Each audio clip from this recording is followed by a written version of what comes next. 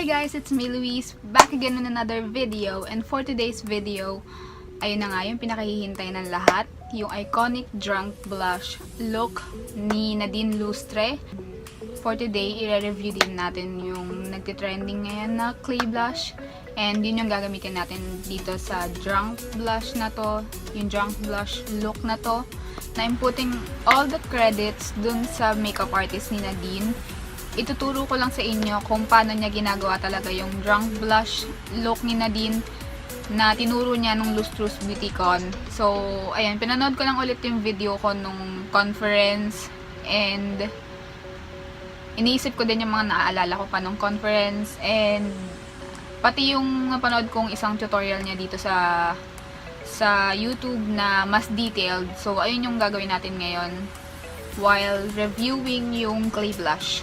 So, if you wanna know how I did the drunk blush look, then please keep on watching. So, ayan, I'm going to start muna mag-review netong clay blush.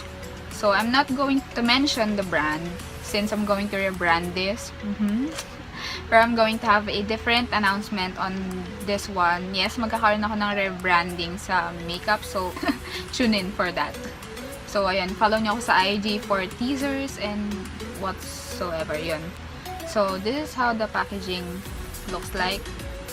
It reminds me of the usual old deodorant, yung ganon. So, ayan siya. Ito yung shade. Meron siyang peach pink undertone.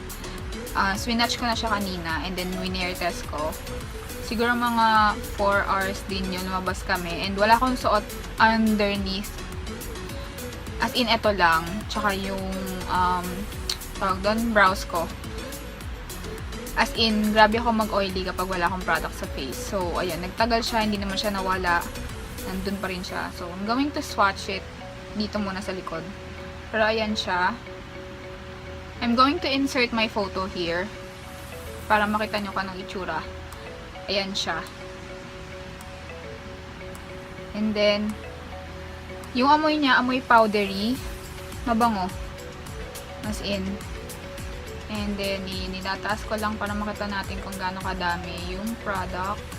Yan, ganyan siya kadami. Nakikita nyo ba? Yan. At bumabalik naman siya. Hindi katulad ng ibang mga ganito na hindi na bumabalik. Madali naman siyang i-blend. Malambot yung consistency. Hindi siya yung sobrang matte. Ganon. Blendable. And sobrang pigmented As in, sobrang onti lang kailangan mo dito. Ayan o. Nawawash out ng lights ko yung pigment niya. Pero yun, nag-insert naman ako ng photo dito.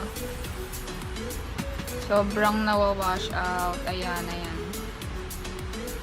Sobrang ganda. As in, may peach na undertone. May pink. Halo siya. Sobrang ganda, guys. As in. Ayun, nasuot ko naman siya kanina. And this is only $199 dun sa shop na pinagbilan ko. Pero we'll see kung anong magiging price range ko kapag nire-brand ko na to. And, ayun, as far naman nagustuhan ko siya, since blendable naman siya, wala akong naging problem. It's matte. Hindi din siya sobrang matte, which is good na madali pa rin siyang i-blend. And, ayun, let's try putting it sa cheeks. Dito na magi-start yung drunk blush tutorial na yan. And I hope sana magawa ko siya ng tama. So, based dun sa way ng pagda-drunk blush ni Miss Jelly, di ba kumukuha siya ng product, either tint man yan, powder, or something like this. Kumukuha siya ng product, and then nilalagay niya yun sa part ng face kung saan usual na tinatamaan ng araw. So, ibig sabihin, yung way ng pagda-drunk blush is ang kakalabasan dapat, hindi yung mukha kang lasing. Ang itsura niya talaga is para kang na sunburn. Ganun dapat yung itsura. Yung parang na sunburn ka ng very very light. Ganun. Ganun dapat yung itsura niya. Hindi yung sobrang lasing na nagsisirculate ngayon sa Facebook na umaabot dito yung drunk blush, pa ganun, pa ganyan, umaabot dito be. Yun, yung mga hanggang ditong drunk blush, yan. Tapos yung nasobrahan dito. hindi ganon yung drunk blush. Supposed to be dapat nag-focus lang dito sa apples ng cheeks, yung mismong pigment, and then the rest, kunyari may natira sa fingers, tinatap dito. And then, kapag medyo pawala na, doon na lang i-extend dito. Pero hindi yung umaabot dito, be. May mga nakikita akong ganong drunk blush sa Facebook. Pero hindi ko naman sinasabi na yung kay Miss Jelly lang yung right way ng pagda-drunk blush. Pero yun yung, di ba, yung parang kumalat na iconic drunk blush. Since because si Nadine Lustre yung ginawa niya na makeup.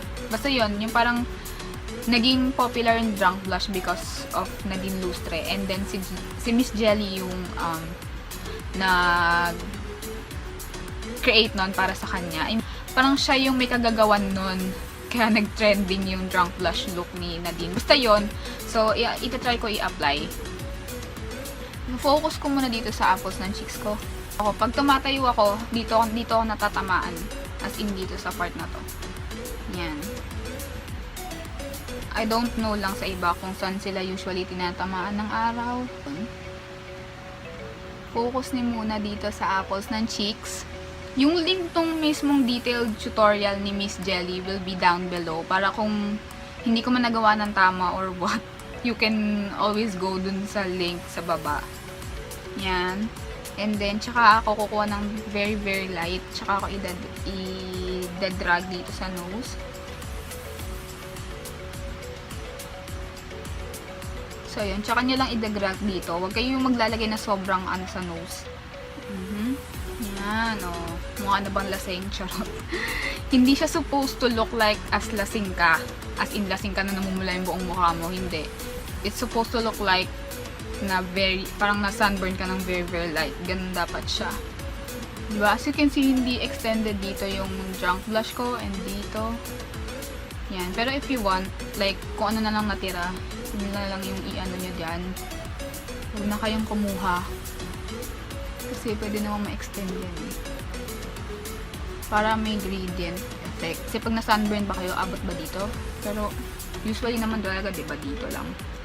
And then, dun sa tutorial na yon, ang mga ginamit na products ni Miss Jelly is primer, something luminous primer, hindi matte, I think. Kasi it's supposed to look like glowing face, natural face, yung parang natural looking na makeup na parang namumula lang yung cheeks. Ganun lang dapat siya. So, ang ginamit ko na primer is itong Careline Blur Stick. Since because nakakapag-brighten siya ng face. Yung parang natatanggal niya yung pores ko, ganun. Pero hindi naman niya namamat ng totally. Basta parang na-flat niya yung face na nawawala yung pores mo, ganun. Ito yung ginamit ko. And then for my tinted moisturizer, ito yung ginamit ko. Sunscreen. Tinted sunscreen. Para may SPF ka na, diba? And then, sinabi din niya dun sa tutorial na iset yung mga dapat iset. Like, dito sa gilid ng nose, sa under eyes, forehead, and then chin. Kung saan kayo mostly nag-oil up. Pero hindi nyo i-extend dito sa cheeks, ha. Para malagyan nyo ng tint, clay blush. Okay lang siguro kung powder din yung gagamitin nyo pang drunk blush. Pero I think mas magandang ipang drunk blush yung tint or yung clay blush kasi mas tumatagal. So, yung ginamit kong powder is itong Nichido Press Powder.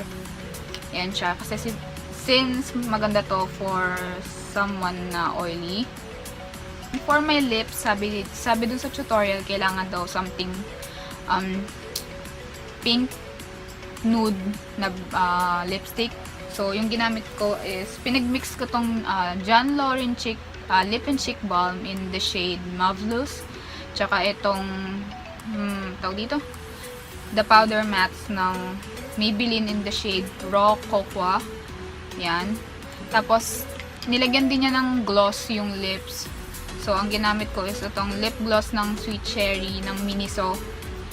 Dapat daw ang gamiting blush is something na pinagmimix ng peach and pink, which is sobrang neto, parang sobrang suitable neto. Ano tawag doon? Parang perfect na perfect tong blush na to kasi ganun yung undertone niya, pink, peach, which is perfect for drunk blush. So, ayun, ito yung ginamit ko. And then, you can use other blushes naman na may pwedeng i-mix yung pink and peach. So, ayan. Ayan yung kinalabasan niya. Natural brows lang. And then, i-curl yung lashes. And then, mag-mascara kayo. Ako nag-curl lang ako since, gabi na. And, ayun lang. Para ma-achieve yung iconic drunk blush look ni Nadine. Oh, wait. Kailangan pala ng fake freckles.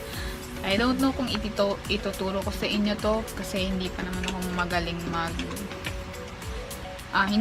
magaling mag fake freckles, pero I'll try na ipakita sa inyo kung ano yung ginagawa ko na fake freckles this past few days. So, nung Lustre Beautycon, ito yung ginamit niya na pang fake freckles, yung tawag nga dito, brow pomade ng Lustre line, yung natural brown. And then, ito rin yung ginamit niya na pang-apply.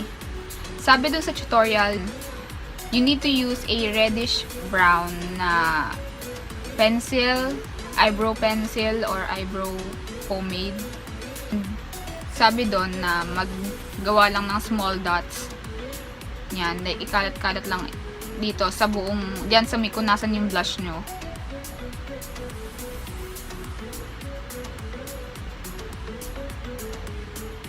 Then, minsan tinitwist din para mag-iba-iba ng shape.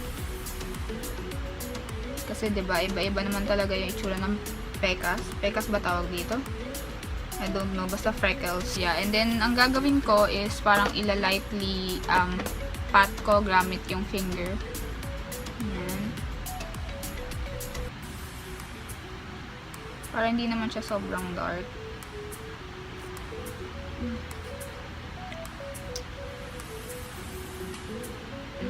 And then, ang gagawin is isi-set yan ng powder sa taas para magmukha siyang natural na parang nasa ilalim yung freckles, ganon.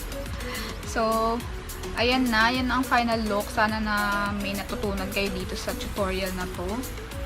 So, ayun. Yun lang yung masasabi ko dito sa clay blush na to. Sobrang nagandahan ako dito sa product na to. As in, wala akong masabi. Kasi blendable, maganda yung amoy, the ingredients, wala akong masabi. I think organic talaga tong ano na to. Kasi wala naman ako nakitang harmful na ingredients dun sa page nila. And ayun, wala akong masabi. As in, sobrang ganda. Bumili kayo neto. Bumili kayo dun sa shop namin.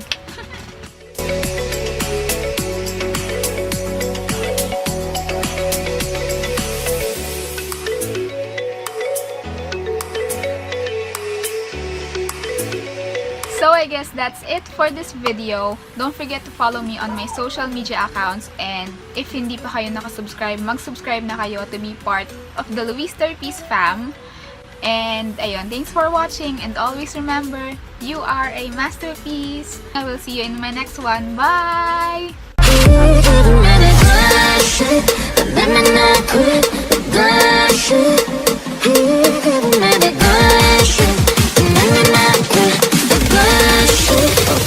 I heard everything.